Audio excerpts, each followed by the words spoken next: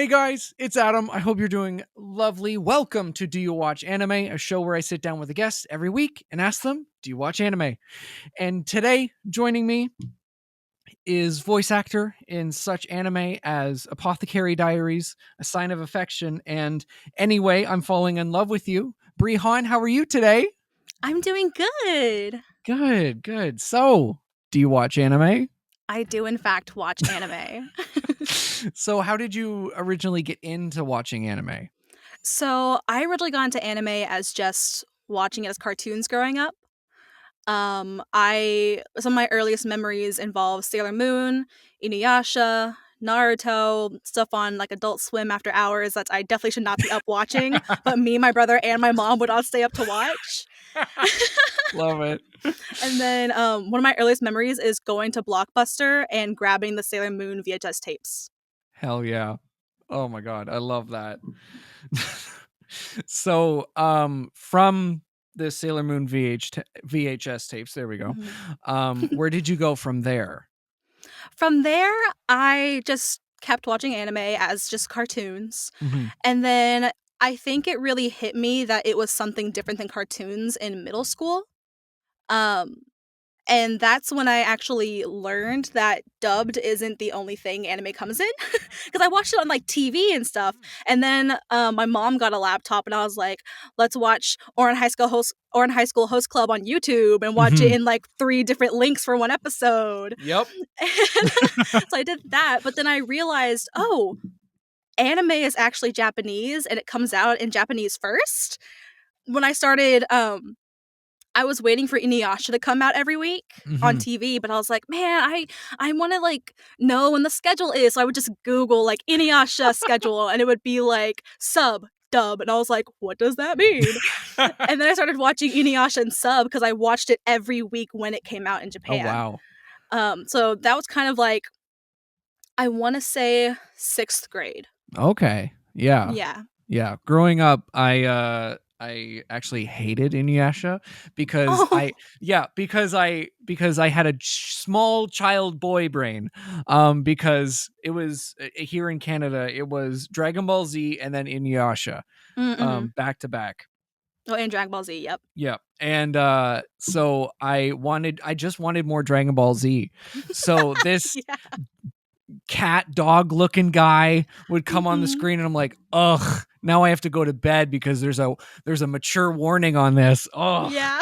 God damn it. It was definitely way too scary for me to have been watching it in like elementary school, but I just thought it was really cool. Yeah. I was Yeah. like, whoa, demons and yokai. And I actually really related to Inuyasha because he's a half breed and I'm a half breed. I'm half white, half Chinese. So I Okay. was like, oh my God, he's a halfling like me. So I was like, I see myself in him. So it was like really cool for me to just from little being like, oh my God, I'm represented in my favorite cartoons. Even though it's half demon, half human. But it was still a happy to me. And I was like, yay. Yeah, I love that. Yeah. My partner grew up with it and loved it and then showed me it in college and I was like, Mhm. "Oh, this is so good." Yes, it's so I feel like Inuyasha is definitely a show you should watch when you're a little bit older. I shouldn't have Mhm. been watching Sailor Moon and Inuyasha at the same time. You know, like, those don't really same that doesn't really work No. out. No. But I was obsessed with both of them. Those were my Mhm. 2, like, obsessions when I was little, and no one else around me knew what they were until I would go to China to see my family, and Sailor Moon was everywhere. And Yeah. I was like, "Yes, I get my Sailor Moon toys in China when I visit." And Yeah. yeah. There was a huge marketing campaign for when Sailor Moon dropped in Canada. Like Mhm. literally like she's coming. Like it was like it Beware. was a huge thing cuz I think it premiered before Pokemon in Canada. I'm not sure. Don't quote me on that. But it was like this huge thing and yeah, I remember even my mom who doesn't really watch anime watching Sailor Moon with me. Oh my god, yeah. I have like a Mhm. Luna tattoo. Sailor Oh. Moon's so good. Yep, it's so funny though, because like, I remember Sailor Moon very, very fondly, and before, Mhm. like, the reboot and everything happened, I tried to show some of my friends, I think, like, early high school where Sailor Moon was, and I was like, "You know, the nostalgia glasses Yep. really apply here." Yeah. Before the reboot, everything, so they still had, like, floppy disks and stuff like that, and I was just like, "You know, um, I liked this when I was like little. Mhm. It's me knowing full well I still loved it. But yeah, I tried to show them and they were like, what are you watching?" And I'm like, Yeah, we did a rewatch of the full, like, 5 seasons of, like, the original, mhm. with the new, Viz dub, and I was like, "Oh, it goes dark." It does. And I was like, "Who how many times? Who dies? Huh?" Yeah. Like, who dies and how many time do they die? How many Yeah, times do they die? yeah, And are they dead for real? yeah, Sometimes they are, and it's like, yeah. "Oh." Yeah, I'm like, "I don't remember any of this." Yep, I just remember, super sparkly, nail polish changing during the transformation, and that was my Mhm. favorite part. Yeah, absolutely, yeah, and, like, I re growing up, my favorite, was Mercury, Mhm. but, watching it back, I'm like, "Ami, I love you, but shh, not everything has to do with homework." Yeah, and Um, everything's homework. yeah, "You have to study, Serena, oh my god." Usagi, there we go. Mhm. Yeah, I was just like, "Shush, It's shush." playtime now. It's fun superhero time. Yeah. We can worry about homework, not right now. Exactly. Yeah. Yeah. People are dying. People are dying, and I don't care about my homework right now because the school might not be there tomorrow. Okay? Yeah. Okay. Exactly. Yeah, my favorite's Sailor Mars. Oh, yeah. Yeah. Didn't realize how sassy she was until the rewatch, and I was like, Mhm. damn, she needs to Usagi is being bullied right now. Is this allowed? Yeah. Is I this was like, allowed? damn. It's like I think there Yeah. was one line where she's like, stop eating or something like that. And I'm like, whoa, don't do that. That's Girl mean. eat. Exactly. Exactly. And then in Yep. Crystal, it's like completely different where it's like Usagi's like, that is the most beautiful girl I've ever seen.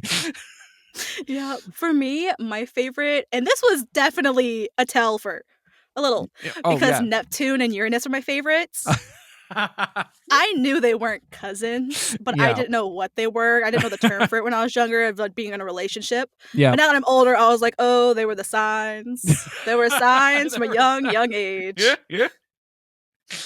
Oh yeah, I love that. Yeah. I always remember I'm like, they're acting really weird for cousins. Yeah, they're kinda close. Yeah. Yeah, they're really close. I'm not close. Like what is going on there? And of course, Neptune's thing was like water and stuff, and I just love anything like aquatic and stuff. So I was just like, "Whoa, she's got the water powers." Love it. So, what are some of your favorite anime now? Currently, ooh, let Mhm. me see. Um, I love, but I'm very behind on My Hero Academia. That's my favorite. So good. It's so good. Literally, when I got to be a part of it, I almost started crying because I was like, Understandable. "What is my life?" Yeah. I was like, "I get to voice in this anime that like I started in college and Mhm. cosplayed religiously from for, like, 2 years when I was, like, Mhm. 18, Yeah. and now I'm 26 and I'm, like, get to be a character in it, I get to do voices for it, what in the world? So that was, like, a full, like, "Whoa!" moment for me. Yeah. My Hero Academia, let's see, and of course, I'm totally blanking when we're talking. Of course. Um, my favorite movie of all time, and it surprises everyone, my favorite movie of all time is Ponyo. Yes! Oh my god, I'm obsessed with Ponyo. that's my partner's favorite Ghibli movie. Yes, Yeah. yes, it is my So good. favorite. I literally got to see it because I just watched it, like, on TV growing up, when portable DVD players were a thing. That was in my Yep. DVD player, like, Yep. on repeat, and then a couple years ago when they had Ghibli Fest, at one of the movie theaters, I got to watch on Mhm. the big screen for the first time, and I cried. Understandable. Yeah, I was just it wasn't even, like, a sad part. It Yeah. was literally just, like, a scenery part, and I was like, "It's so beautiful." And I was just, like, crying in my, like, Yeah. Ponyo, like, t-shirt and stuff, like, Yeah. it Oh, was a good moment, though. so good. So good. Yeah. I watched this for the first time a couple years ago. Mhm. And I was like, "Oh, where have you been all my life? Like this is just happiness." Like Yes! in a It's just little so pure. yeah, It's literally. just so good, Yeah, and, like, I and love the designs of everything, and, like, mhm. once again, come back to the aquatic stuff, I love just, like, water and nature, and just that whole the whole movie is just a celebration of just the ocean and Mother Nature, and I'm just like, oh, it's so good. And then the little kids that are just so cute. They're I'm just so like, cute. they're in love, but it's children love, so it's pure. Yeah. And oh, it's just so good. Yeah. My partner pretty much quotes Ponyo loves ham. Like Yes, I have a shirt that says that. Yeah. I literally have a shirt. I should have worn it, but it literally is just Ponyo like getting the ham out of the sandwich in the bucket, and it just says Ponyo loves ham. Oh and my god. I love it. I have like so good. I have like 4 Ponyo shirts / hoodies. Hell yeah. Hell Oh, yeah.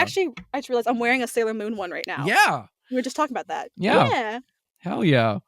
But yeah, oh my god. Yeah.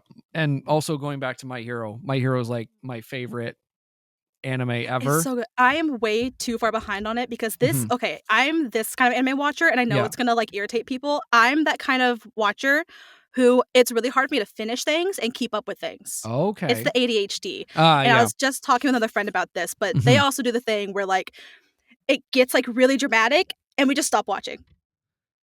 Because we're like, the anticipation's too much. I can't handle. Stop. Oh my And so god. it's so bad. But I try to like power through my ADHD brain of not watching things because I'm like, it's so good. Yeah. But also like the way I watch anime now is very different than like 2 years ago before I became an anime voice actor. Yeah. Because 2 years ago I was watching it for pure enjoyment. Now, well, first of all, the types of anime I watch are very different because usually I watch it because a friend's in it. Yep. Yep. and then so I hear their voice and I'm like, oh, this is so reassuring. And a lot of times it's hard for me to get into anime like immersive because I'm analyzing people's performances a lot. So it's hard for me to get like into an anime immediately. Yeah. It usually takes me a few episodes because the first episode or 2, especially if it's a friend that I have, I'm still hearing their voice. Yeah. Like I hear every day. And I'm thinking about performances and acting choices. And oh, their voice went down here. And how did they view this line in the booth? And oh, I wonder how many takes that took. Like behind the scenes stuff is going on in my little hamster brain. Yeah. So it's very different now. But there are a few anime that immediately had me just sucked into the world. I'm very proud to say that Apothecary Diaries is one of them. Even like when I hear me, it brings me out of it. I'm like, what? That's me. I forgot. I'll literally forget that I recorded for an episode. Yeah. Because I'm just so into the episode, and then I hear my voice, and I'm like, that's me. When did I do that? Hi, I'm Steve Yurko. And I'm Tara Sands. Now available from Maji Media is our new podcast, 4 Kids Flashback. 4 Kids is the company who brought you the English dub of Pokemon in the late 90s and so many other shows like Yu-Gi-Oh!, Shaman King, Teenage Mutant Ninja Turtles, Kirby, the infamous One Piece dub, and so many more. We'll be talking to the people who worked at 4 Kids. Actors, directors, writers, editors, producers, engineers, you get the point. And hopefully get the answers to questions both you and I have about the company. I actually worked there as a voice actor on some of the shows. And I was a kid watching the shows and remember way more than Tara does. And thank God for that. Steve is actually a professional storyboard artist, which gives some really unique insights into anime and animation. Subscribe today wherever you get your podcasts. That's the number 4 Kids Flashback. Hey guys, welcome to the Patreon shoutout portion of today's episode. And this is basically a portion where I give my little patrons a shout out because they help me, they donate to the podcast and they help it run. And if you want to become a patron, you can go down below. You get exclusive videos as well as behind the scenes and even the episodes a day early. So moving on, we got our monthly shoutouts this week. We have Jeremy and Froppy. Thank you guys so much for donating. And now on to our weekly shoutouts. Thank you to Hayden, Gio, Blythe, Keith, Brooke, Ray, Bunny, and Mikey. Thank you guys so much for all your support. And yeah, thank you guys for all your support. And back to the episode.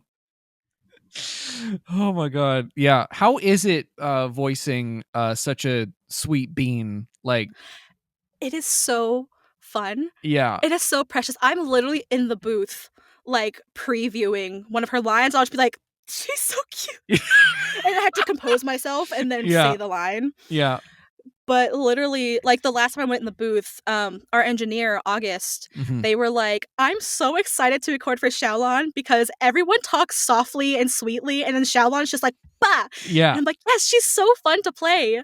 It's just, I don't know, every time like I see her like preview stuff, I just go, oh, she's so cute and sweet, and I love her so much. She's very near and dear to my heart. Yeah. Yeah. I love the little, like, especially this season where she's like, I want to start reading. And I'm like, oh, Yeah, I was literally in the booth like, yeah, you do. Yeah, you want to learn. That's my little bean. You want to learn. I was like rooting for her, and then Yeah. I get to like be her learning to read, and then I'll Mhm. do it, and then I'll hear it played back, and I'm like, look at her go. Look at her go. Because I start disconnecting Yeah. and being like, that's not me, that's her. Yeah. And then hearing it back, I'm like, oh, go you. You got it. But it's so Oh. fun too, because like I get to, obviously when they're playing it back in the booth, I get to like see it before everybody else does. Yeah. It's kind of like, ooh, I get to see how cute she is before everyone else does. Hey, like it's a little like secret. Yeah. But there's a double-edged sword with that because I am a fan of Apothecary Diaries. I literally stopped reading the manga so I could watch the anime first and then go back Okay. and read. Yeah. Yeah. That's Yeah. usually what I do. Is if I'm reading the manga, I'll watch the anime first, then go back in the manga for details and like things that were left out. Mhm. I stopped reading the manga for Apothecary so I could watch it in anime. Problem is, when you're a character in it recording it, you spoil stuff for yourself Yeah. because it gets spoiled in the booth for you. Yeah. And it's like, well, now I kind of know what happens. Or the director gives you the lowdown of the whole episode before Yeah. you record, and you're like, Spoilers. yeah, as a fan, I thought, yeah, basically it's like, yeah, spoilers, but I guess I need to know because I'm about to record that scene. I guess so. But it's a double-edged sword of, hey, I get a secret before everyone else, and Mhm. well, now I know before it's finished. Yeah. So So, what was your reaction to getting cast in Apothecary Diaries? oh, I was literally on the phone with my mom and I just screamed. And she was like, are you okay? I was like, I gotta go. I gotta go. I gotta go. She's like, okay. And then I had to text her. I'm like, sorry, I just got a really important email. I can let you know later. But I was literally just like on speaker, like in my kitchen, just like walking around, talking to my mom. Good Yeah. notification. You have been cast. And I was like, in what? And then I click it and I'm like, ah! And I just scream. And my mom, of course, is like, what happened? Are you okay? Yeah. And I just am freaking out and I hang up on her and she's like, ah! And then when it came out and I showed her, she's like, oh, this is so cool. And I was like, thank you. This is what I screamed about like a month ago. Mhm. Oh my God. I love that. Yeah. And it was, Oh. Sorry, go ahead. oh no, I was saying it was just so cool because I actually I personally didn't know Apothecary Diaries beforehand, Mhm. but I did know of it through my best friend Mhm. who had been into it since high school. Oh, wow. And she freaked out that a trailer had dropped. Yeah. And then like a few weeks later, I get cast in it. And I'm like, she's going to lose her mind. Oh my God, she's going to lose her mind. I can't say anything, but Yeah. she's going to lose her marbles. So that was actually my first thought was my best friend is going to freak when she realizes I'm in this show. Oh, The show she's been waiting for since like high school. oh. So that was just a really cool feeling to be in my best friend's like favorite piece of media and help bring it to life. Oh, I love that. That's so, oh my God. That's adorable. Oh my God. I love that. Yeah. Yeah. Oh, goodness. Yeah, I'm still floored by the adorableness. Yeah, I hadn't heard of it before I saw the trailer. Mhm. And then I'm huge into romance anime. So I was like, ooh, this is very well animated and Yep. it's beautiful and romance. Ooh, I know nothing about it. And then we went into it and I was like, oh, it's way more than just romance. Yes, romance, if anything, takes a backseat. Oh, 100%. And I'm okay with it. Yeah, I actually prefer. Mhm.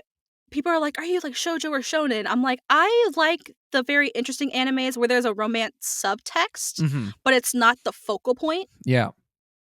But just the way Apothecary Diaries does it is so amazing Mhm. to me.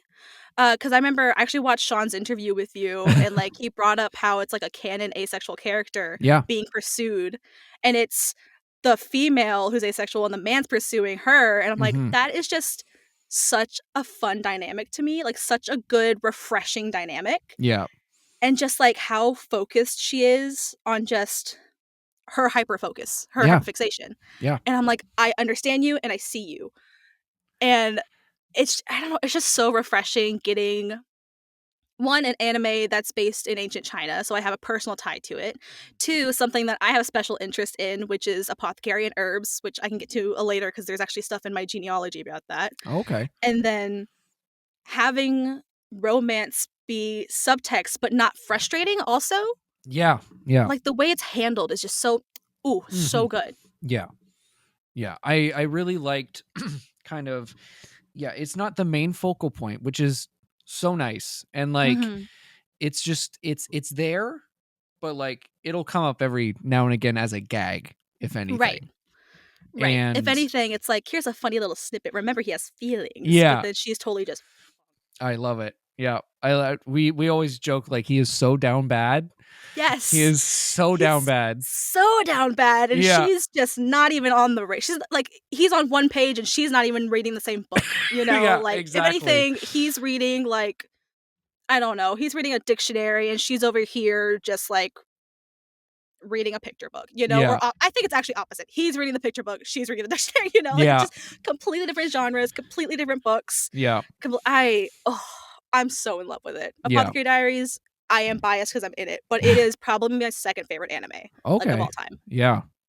Yeah. It's one of my favorites. Like the time where we had Freerin and Apothecary Diaries running at the same time, I was like, It's over for us. it's over. It's over. It's over. I'm crying every week. Every week Yeah. I'm crying. I'm crying and trying to solve this mystery, but then also laughing at this, but then Exactly. also, oh no, I'm crying again. Yeah. Yeah. And especially like the first couple of episodes, like as a sounds so weird. As a fan of House, it was very like kind of like that structure of like, oh, she's gonna figure out the mystery. Mhm. So I'm like, ooh, anything with a mystery, I'm like, give it to me.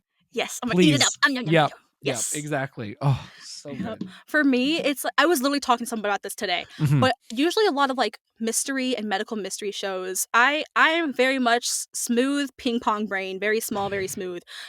It's hard for me to understand, but in my Chinese side of my family, we've passed along remedies, and I literally have like parts in my pantry I call my apothecary because it's like dried herbs, dried fruit, dried roots, that kind of thing for Mhm. remedies for friends or for myself or stuff like that. So it was things I actually understood. Mhm. And now I get the same feeling as like my friends who are like with these medical mystery shows, like, I'm guessing what it is. Now I'm like, I get to guess and I get to like relate to this because this is how I Mhm. grew up. And Yeah. it was just so cool, like getting an apothecary centric show. And then even cooler having it be this like mystery solving show, Yeah. like thriller. Mhm. So that Yeah. just it's just the perfect culmination of just things that I like. Yeah. Just Yeah. on one little nummy Yep. package. Num num. Yep. Num, Yep. num, num. So I call good. it a dopamine nugget. Yeah. Num, num, num. Exactly. Yeah, and all the music is gorgeous. It's stunning. Yeah. It is Like, absolutely stunning. I oh. remember even like just the animation and just the visuals. Mhm. Like, I remember when it first came out, people were just taking stills, like landscape stills from it and just posting it and being like, y'all need to watch this. Look how beautiful these stills are. Yeah.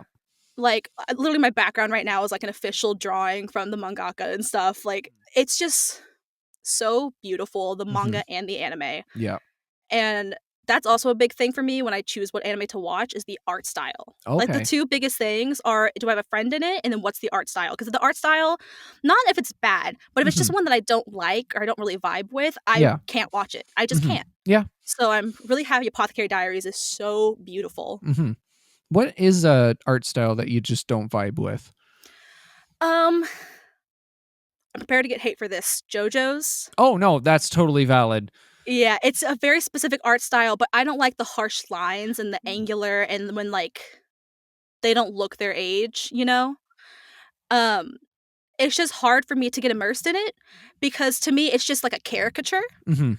So I'm like, how do I get super into this when I can't appreciate the art because it's not my style that I like? I know a lot of people love the JoJo's art style, and it's a really cool style. Yeah. It's just not mine. I like the soft, I like the pastels, I Yeah. like the muted colors, that kind of thing. Yeah, totally. I like straight up. I'm the same way. I pushed through it because it's there were too many people being like, you should watch this, and I'm like, fine. But I totally like this. My partner doesn't watch it for that reason. Like it is just not everyone's cup of tea, and that is totally fine. So speaking of romance anime, you were young Isuomi in A Sign of Affection. I am. Which is my favorite romance ever. Oh, I'm glad. Yeah, like straight up, like I read the manga like, oh god, like a couple years ago now. But yeah, how was that being a part of that? Because oh my god, it's so good. So it was, first of all, really cool because it's another one of those shows where one of my best friends who we went to middle school and high school together, but then in college she went to Boston for med school and I stayed in Texas. And it's one of those animes, like as soon as it got announced, she was like, Bree, this is so cool. This is so cool. I really hope you get in it because I'm obsessed with this and it's gonna get anime and oh blah, blah. And so it was cool getting to tell her near the end of the season, hey, guess who got in it? And then it's also really funny because Reagan Murdoch, who voices regular Itsuomi, older Itsuomi, he's also a friend of mine. And I think I put this on my announcement too, like never thought I would say me and Reagan are voicing the same character because he's known for this like deep, resounding, like just full bass voice. And then you have me. And I was like, we play the same character. Let's go. Let's go. Oh my god. I love it. And actually playing Young Itsuomi, that was the first time I had my voice in that register. Okay. Because the director for it is actually Jason Lord, the director at the time.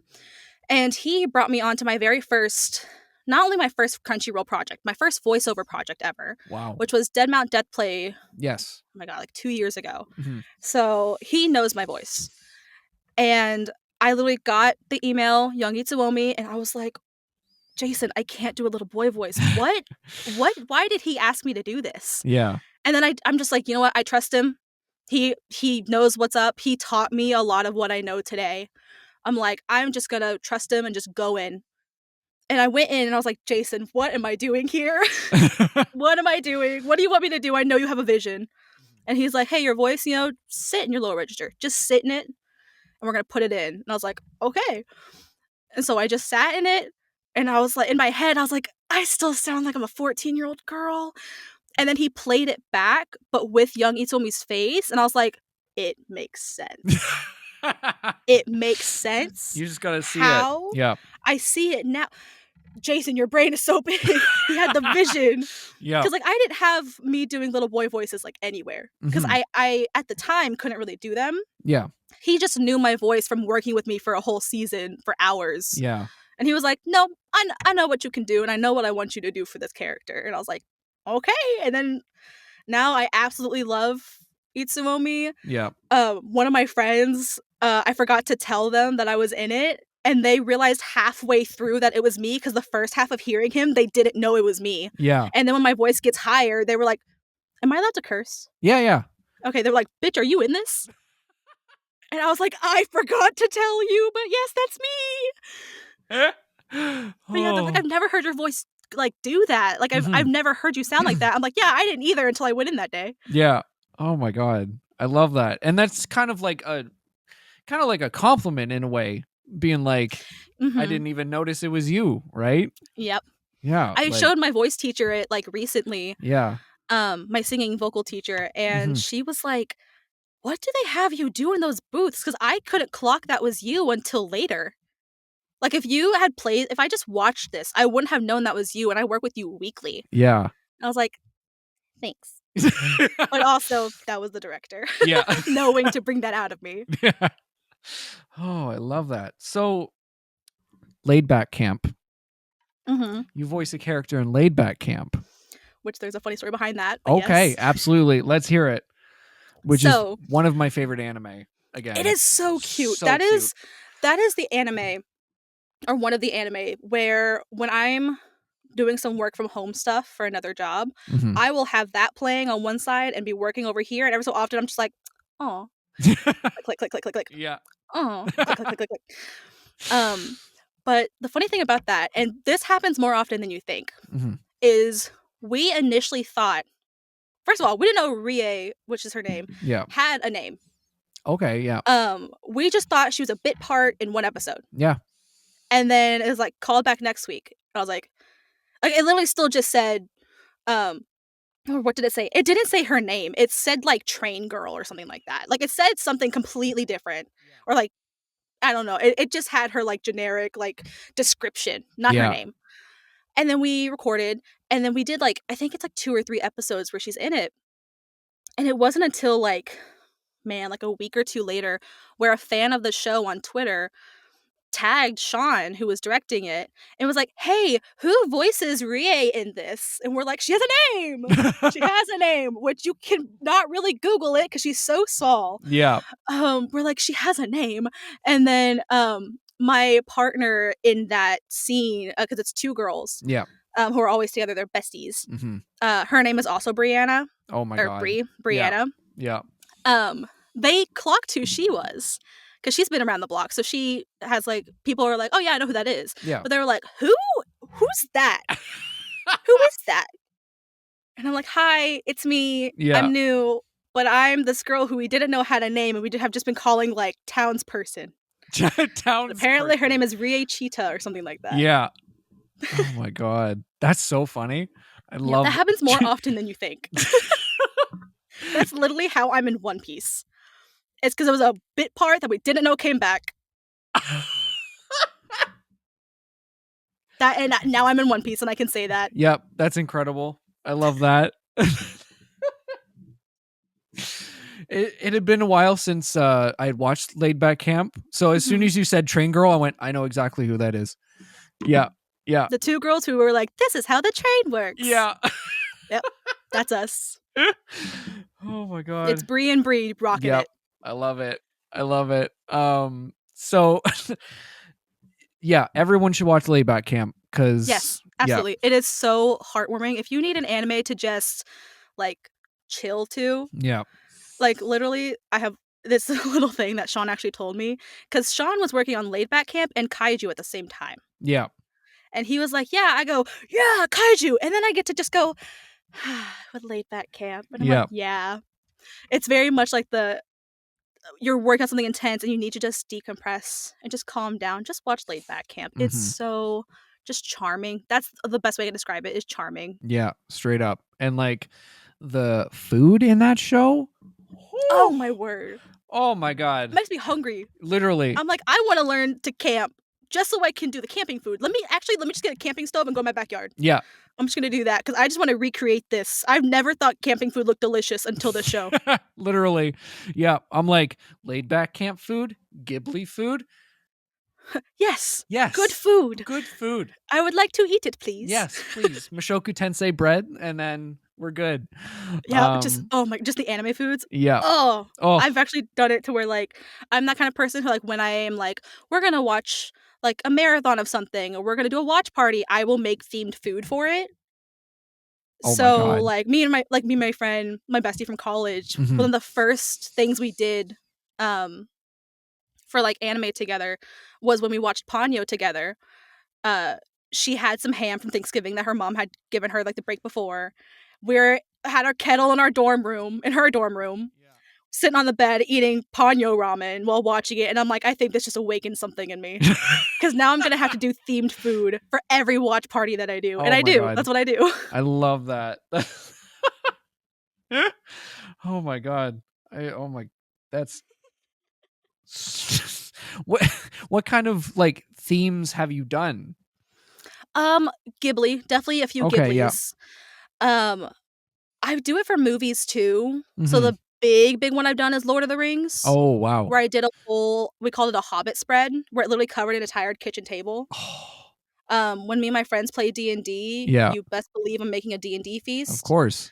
But basically any show that we're like, let's do a watch party, and there's like a Mhm. specific food Yeah. or like Apothecary, I'll do Mhm. like tea or something. Okay. Then I'll theme it around there. Like I think an episode that just came out had the blossoming Mhm. jasmine tea. Yeah.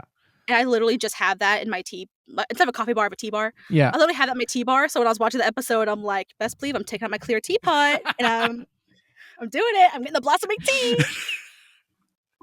Oh my, I love that so much. Oh my god. Yeah, as a food lover, Yes. yeah. Hey y'all, just wanted to take a moment and talk to you guys about an incredible convention debuting this year. OzokuCon runs from August 29th to 31st, and it is located in Port Huron, Michigan. Even though this is the first year they're running the event, they have one of the biggest talent rosters in all of Michigan. Meet Griffin Burns, John Gramillion, Cassandra Lee Morris, Walter Jones, Naya Marino, Caleb Yen, and even some friends of the podcast like Ben Stegmeyer, Mauricio Ortiz Segura, and Corinne Sudberg, plus many more. This convention is jam-packed with some amazing panels, a nearly 24-hour arcade, courtesy of Classics and Wadoka, and gaming tournaments running all weekend long, thanks to Grand Finals Entertainment. Plus, Friday and Saturday, they have some awesome after-hours events. Like on Friday, they have a live production of Rocky Horror Picture Show, and Saturday, there's a rave. So to learn more and grab your tickets, go to ozokucon.com. I hope to see you there. And now, back to the episode. I'm very much a foodie. Yeah. So, yep. Yeah, very much. So how did you get into acting? So I've been on the stage in Mhm. some way, shape, or fashion since I was 2 years old. Oh, wow. I started dancing when I was 2, like ballet, jazz, tap, that kind of thing. So Mhm. I've just been on the stage since I was 2.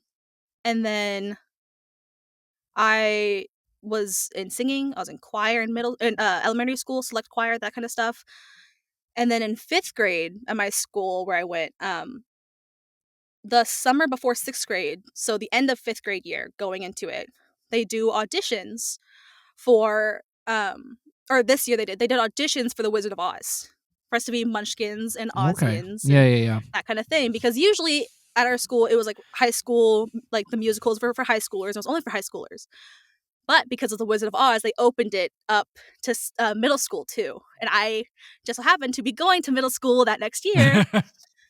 So I auditioned, got in, and fell in love with just being a little character. I was like, this is so fun. I get to like be someone else and like people like it. Mhm. And I get to just run around and do this cool thing. And then all throughout middle school and high school, I did like just theater, our tiny, teeny theater department. I absolutely loved it. We also did the academic meets for school where we had to compete in acting. Mhm. And I was one of our top competitors in my school. And so I did that, which honestly, competing in acting killed my love for it for a little bit. That's valid.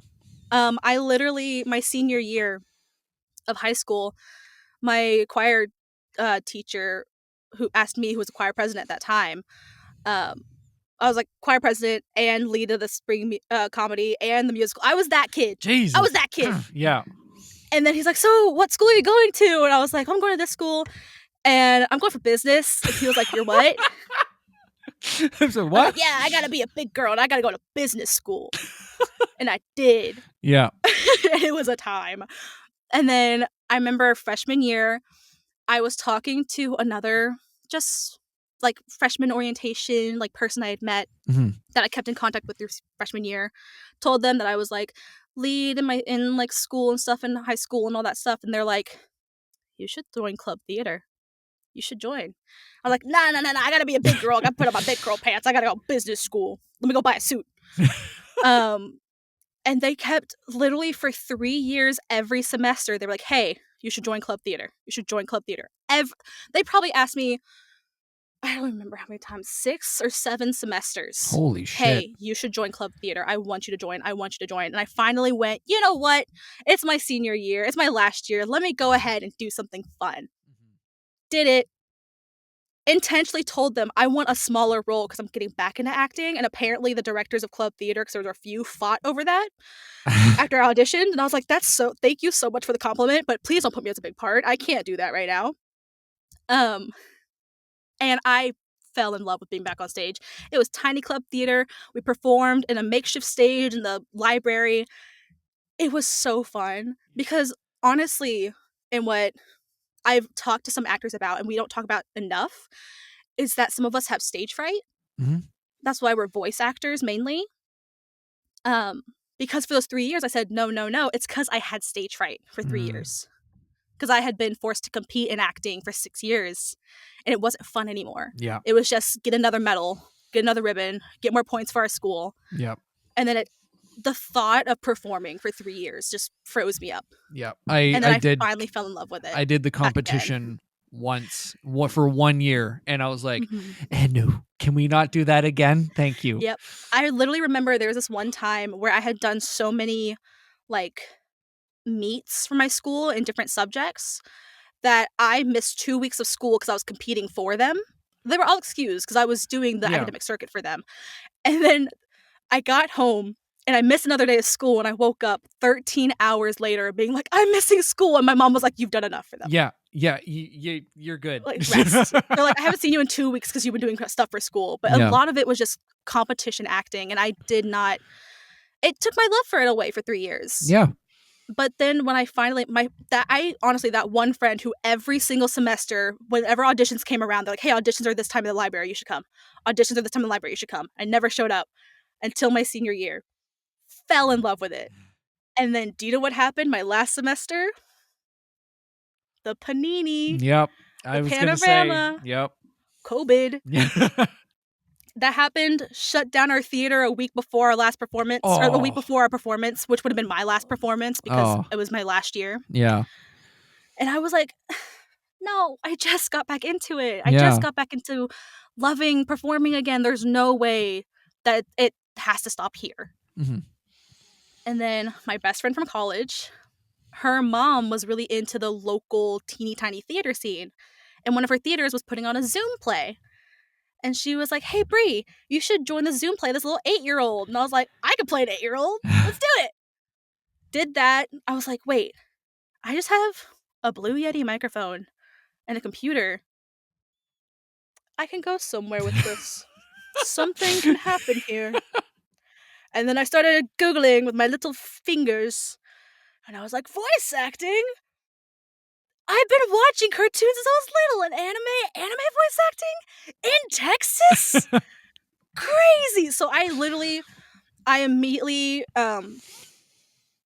got 1-inch foam in my little, it's a walk-in closet, as in you can walk in, turn around in place and walk out. Yeah. Sometimes turn around in place, sometimes it's just a front and back.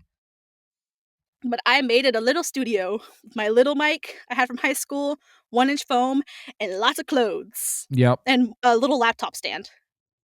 And I just started going online and being like, what can I learn? What classes can I do?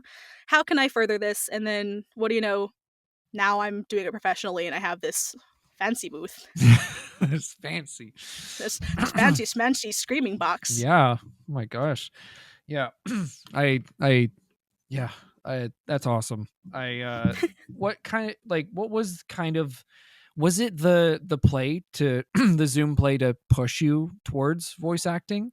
Yes. Okay. Yeah, because I realized at that time, acting and consuming media and producing media was changing because everywhere was closed. Yeah. So you couldn't go in person to make art and make media.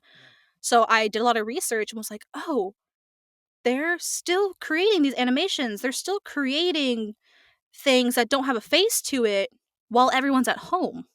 Because like the Zoom play, I was like, yeah, let me look for more Zoom plays. And then I just looked at like acting, I don't remember what the exact search was, but it was something like how to keep acting at home when everything's shut down. And then voice acting was like at the top. And I was like, ooh, I could do that. That sounds really fun. That sounds like a good divergence from my current boring business girl job that I was so tired of. Yep. And I was like, I need to be doing something creative. Yeah. I have to. And then like all the weddings I've gone to where I see like old high school teachers. I saw the old dean of our school, who's dean when I was in high school. All of them were like, I knew it. They're like, you said you're going to business school? Good for you. But I knew you were going to end up here. And I was like, Yeah. man, you got me. Oh my gosh. Yeah. So when you were getting into voice acting, was there Mhm. any kind of inspiration you took? Like other voice actors? I actually took a lot of inspiration from like Disney movies, Okay. especially like older ones. Hmm. Like one of my favorite voice actors of all time is Jodie Benson, who Yep. plays the Little Mermaid, Ariel in the Little Mermaid, because she's my favorite Disney princess. And it was like a lot of the classic Disney princesses, and even like Anna from Frozen, the more newer one, because in my head, especially back then, I did not like my voice. I was like, it's too high, it's too reedy, it's too grating. I don't like my voice. But then I was like, Snow White has a super high voice, and she's one of the most popular characters of all time. Yeah. You know, like so many of those older like Disney characters have really high voices, and they sound great. They're princesses. They're Disney princesses. And then actually, I think when I was still in college, right before COVID happened, the Has-Been Hotel pilot came out. Yeah. And it's really funny now. Charlie, I think it's Morningstar is her last name, but Yep. Charlie, the main character, Hmm. I am now friends with her voice actor, the original. But at the time, I was like, wait, her voice is so high and so pretty and suits her so well. I was like, I could do that. My voice falls within that. So like hearing a lot of like higher pitched like sounds, Hmm. like higher pitched like VAs and stuff like that, I was like, wait, I always thought like the best voice to have for a female was like low and sultry, and I definitely can't do that. But then getting into voice acting and actually like paying attention to like the quality of voices and not just consuming as just, you know, mindless media, Hmm. I'm like, wait, there's a place for my voice. And let me listen to these other voice actors and really get a taste for that. Hmm. Yeah. Yeah. I love Jill, by the way. Jill is a precious human. Yes. Jill, Yep. every time I see Jill, literally the last time I saw them, they were being an assistant director. So they were directing me in the booth. Yeah. And they were wearing a full pink like tracksuit. And I was obsessed. It was pastel pink. And literally I Oh. think I complimented them like 3 times. I was like, Yeah. I love your outfit. I love your sweater. Yeah. I love and your pink is my favorite color. But they are just a precious gem of a human. Every time Yeah. I see them, my day just got better. Yeah. Straight up. Straight up. So Mhm. what has been the hardest lesson you've learned since becoming a voice actor? Ooh. There are so many lessons, but which one do I want to pick on today? Mhm. Um, I can narrow it down to 2. Yeah, totally. One is just learning patience. Period. This game is a lot of send and forget. It's a lot of screaming into the void, sometimes literally. It's a lot of let me shoot my shot and never hear anything about it ever. Let me pour my heart and soul into this audition and never hear a word back. And then just not know until 6 months later when I see it produced that they didn't go with me. You know, it's a lot of patience and just like just giving it your all and being okay with it not going anywhere. And being okay with never hearing a reply back. Because you don't like I guess you don't need closure for all your auditions because you got to realize people are busy. They're getting thousands of auditions. You're just one drop in the bucket. And they don't have time to tell everybody, "Hey, you didn't get it." So learning patience in either not hearing anything back or not hearing something for months back. Yeah. That's a big one. The other thing is keeping motivation up. I was literally just talking to someone, I don't want to say their name, but they're very big in the anime community, Mhm. where we were both like, it's hard to keep up the motivation to keep doing what we're doing sometimes. And it's hard when things just like when you're not booking and auditions just start running together and you stop feeling every audition as much as you used to, Yeah. and feeling each character and giving them their own time, because you just don't have the energy for it anymore. You don't have the motivation to give your all into every single audition when you get 10 a day. But you have to do that because every project is unique. Every director on a project, that is their baby. You have to give it to them. You have to give them the due diligence. But it's hard to keep up that motivation for every single project when you're not hearing anything back, when it doesn't lead to anything, when you're shortlisted, when you're like, great, there are 10 auditions today. Am I not going to hear anything back ever? Or am I not or am I going to be shortlisted again? Or am I going to hear back in 2 months? We didn't pick you. That kind of thing. There's a lot of negativity that can come from it. Like, people talk about getting a thick skin in regards to like my work being public, and just the feedback and the criticism that I get. That doesn't bother me. Yeah. I know there's always going to be haters. Oh, yeah. I've always had a thick skin for that. The hard part is getting a thick skin when your own brain starts questioning why you're doing what you love and if you're in the right field, even though your heart's in it. Yep. Your brain starts losing the motivation, and you just start going to a deep, dark little tunnel of, am I doing this right? Am I doing enough? Am I the right person for this? Do people not like my voice? Do I need more training? Do I have to sink thousands more dollars? All that kind of stuff. Like, rabbit hole. And then just getting the motivation to, 1, pull yourself out of it, 2, keep yourself out of it, and 3, keep going. Yeah. That's probably the hardest thing. It's just motivation and patience. Yeah.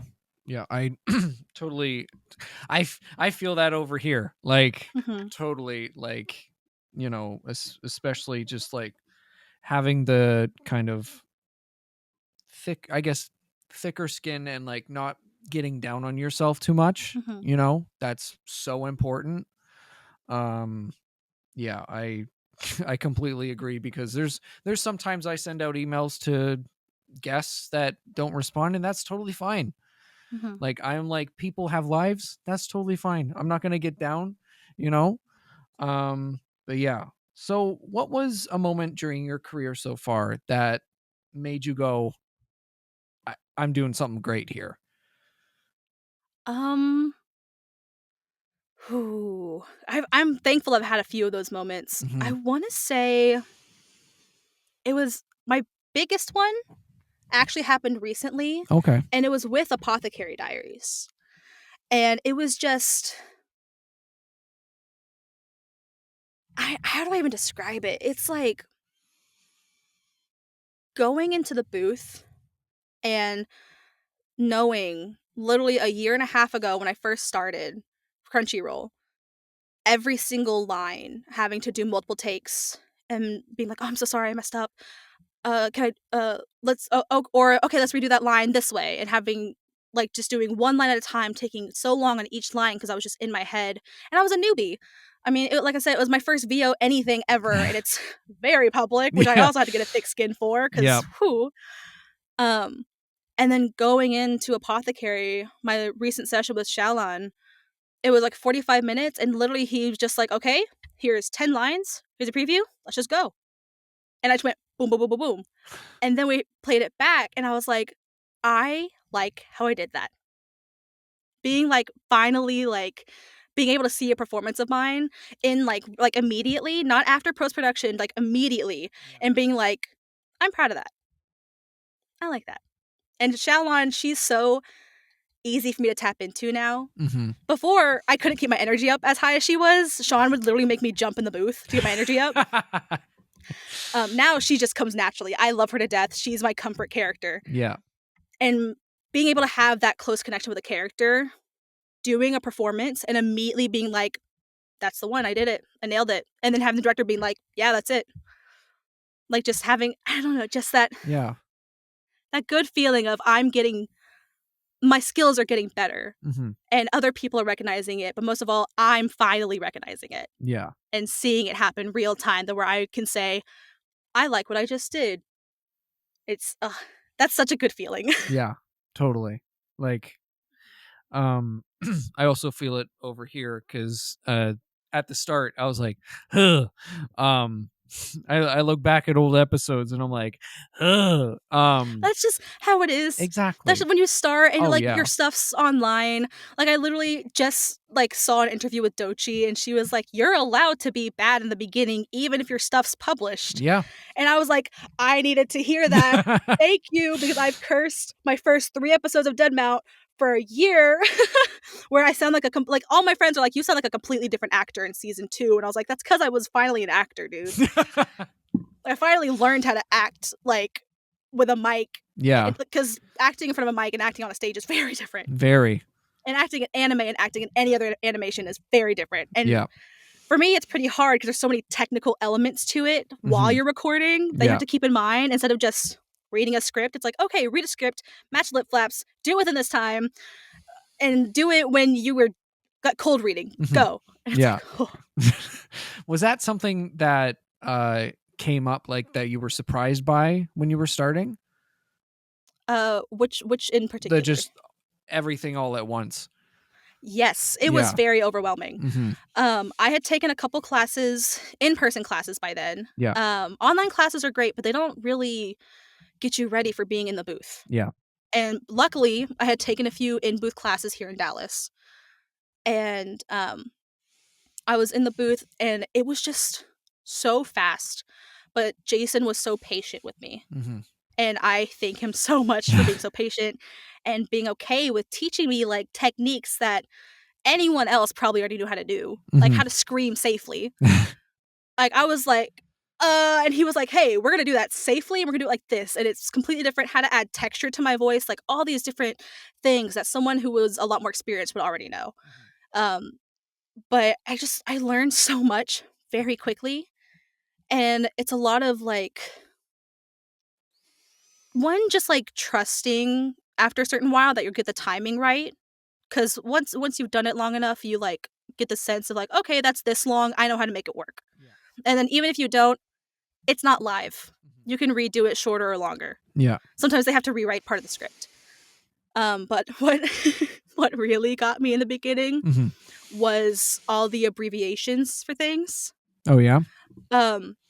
Like really common ones are like M&S, mouth not shown. Oh, so okay. It's just like something's covering your mouth and you don't see it, or you're off screen.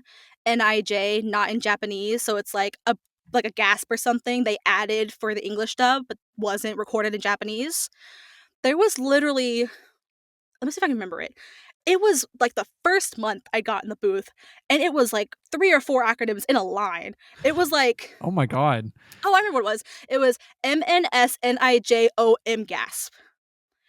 And I probably stood there for like 20 seconds just staring at it. Like now I'm just like, yeah, mouth not shown, not in Japanese, open mouth gasp, whatever. Yeah. Starting and not knowing all those immediately, that threw me for a loop. I had a few of those where I was like, what does this mean? Why is this in parentheses and brackets? Yeah. Why are there only 2 dots instead of 3? Like, there's a lot of technical things in the scripts I had to ask. I literally, after sessions, I would go in the like cafeteria area and I pull out a notebook and I would write them down. Because I was like, he explained it to me this time.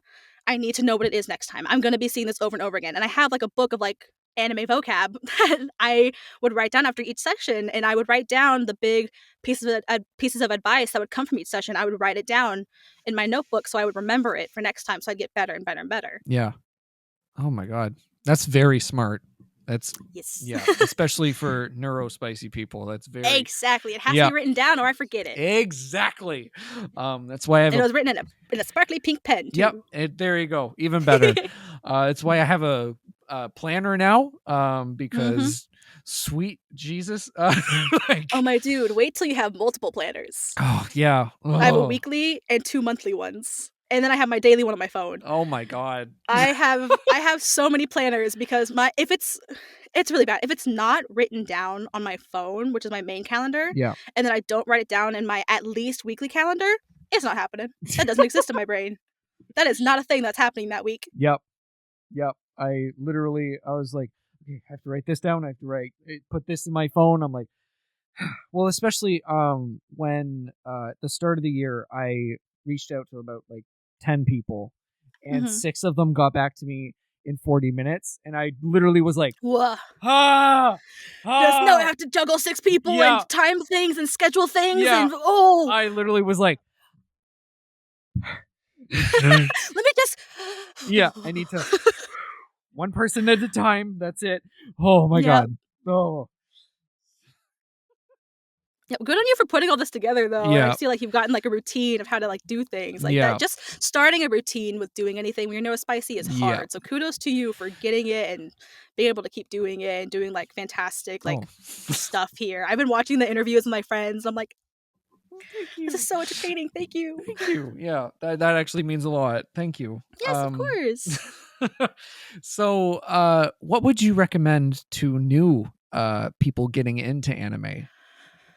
Ooh, new stuff. I'm trying to think of shorter anime Yeah. because it's hard to commit to like 5 One seasons. Piece. in particular. Yeah, let's start with One Piece Yeah. and end in 30 years on One Piece. Hell yeah.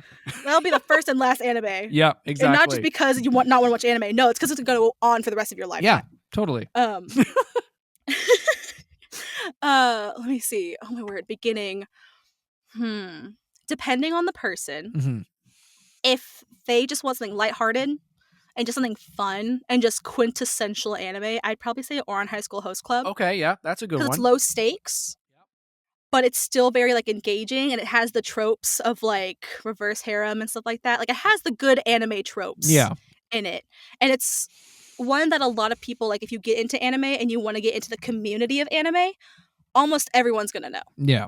So it's a good one to start with and then start talking to people about. Yeah. Let's see. Movie-wise, I'd say Ponyo. Of course. Of course, It's got to it's my be favorite Ponyo. movie. Yeah. Ponyo, and then I'd probably say Howl's Moving Castle. Yeah, that's a good one. That's one of my favorites. I'd probably honestly start them with movies because it's less of a time commitment. And that's easier. Mine are spicy works where I don't watch something until someone puts it on in front of me and then I'm stuck. Because I want to know what happens. Yeah. And so if you do that to me with a movie, it's a lot easier for me to do that with a movie than an anime that's coming out every week and having to chase me down every week to watch it. Yeah. So probably Ghibli movies. Mhm. Because then you can also make like an event out of it when Ghibli Fest comes around. Oh, totally. And like you can go to like movie theaters Mhm. and do like a watch party. Yeah. Let's see, Orange High School Host Club.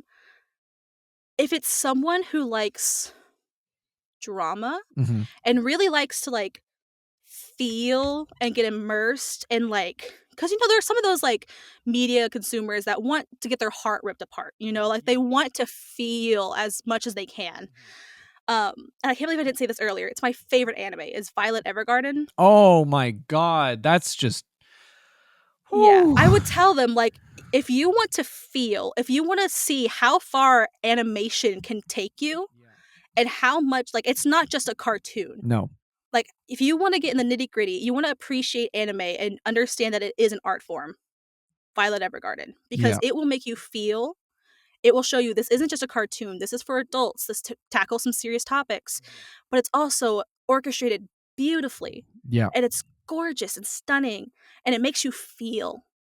And that makes it so much more adult and so much more real than just, let me put a cartoon on in the back. Yeah, totally. So I'd probably recommend, that is my favorite anime, is Violet Evergarden, because it is the hardest I've ever cried at an anime. That's valid. Yeah. It's episode 10, baby. Yep. People will understand if they watched episode 10. I have a friend, if I say episode 10, they'll just start crying. I did that the other day. She started crying. I was like, I'm so sorry. Oh God, that's like if someone walks up to me and goes, "The last episode of Fruits Basket." I'm just like, ah! Oh, cool. Yeah, great. I love that. Yep. Yeah, it's so good. Yeah, it's so good.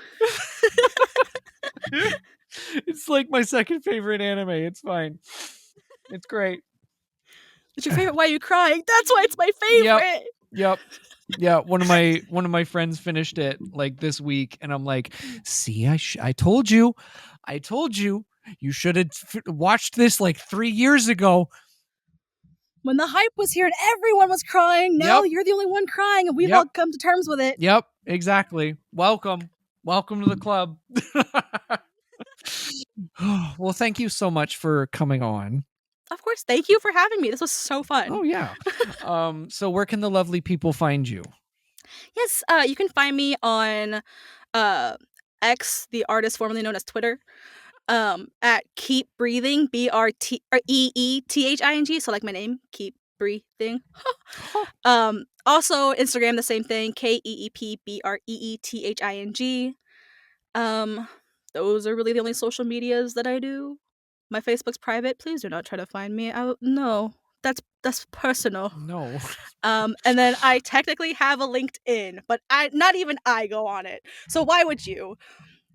But so Twitter and Instagram. My Instagram actually has my cosplay stuff on it too, and I've cosplayed my own characters because it is very interesting being the voice actor and then cosplaying the character. Yeah. And being like, this is canon. That's weird. That's weird. I'm talking and I just sound like whatever the character's saying. Yep. That's kind of strange, but really cool. But yeah, that's where you can find me. Yeah. So yeah, links will be down in the description. You can follow me at Corky Cosplays, Adam Corky everywhere else. Or sorry, Corky Cosplays on Instagram, Adam Corky everywhere else. And subscribe to the Patreon. You get exclusive videos as well as the show a day early. And yeah, I'll see you guys next week. Bye-bye.